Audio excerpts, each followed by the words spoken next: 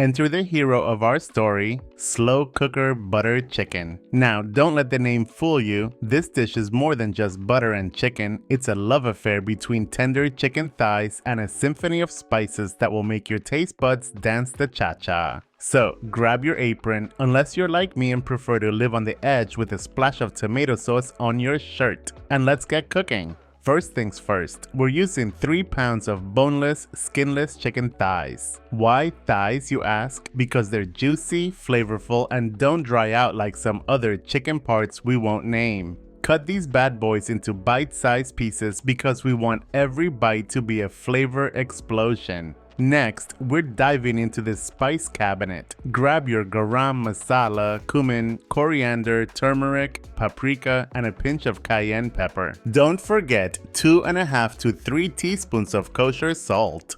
This combo will make your kitchen smell like a spice market in India. Toss the chicken in this spice blend like you're giving it a spa treatment. Trust me, your taste buds will thank you later. Now, let's talk about our supporting cast. 1.5 large onions, finely chopped, because we're fancy like that. 6 cloves of garlic minced to perfection, and 1.5 tablespoons of fresh ginger. These 3 are the holy trinity of flavor, bringing depth, warmth, and just a bit of zing to our dish. Time to introduce the slow cooker, the unsung hero of busy people everywhere. Don't forget to pour over 2 3/4 cups of tomato sauce. Think of it as the cozy blanket that's going to keep all those flavors snug and happy. Set your slow cooker to low and let it work its magic for 6 to 7 hours. Or if you're in a rush or just impatient like me, crank it up to high and let it go for 3 to 4 hours. Either way, your home is about to smell like you've been slaving away in the kitchen for hours, even if you've spent most of that time binge watching your favorite show.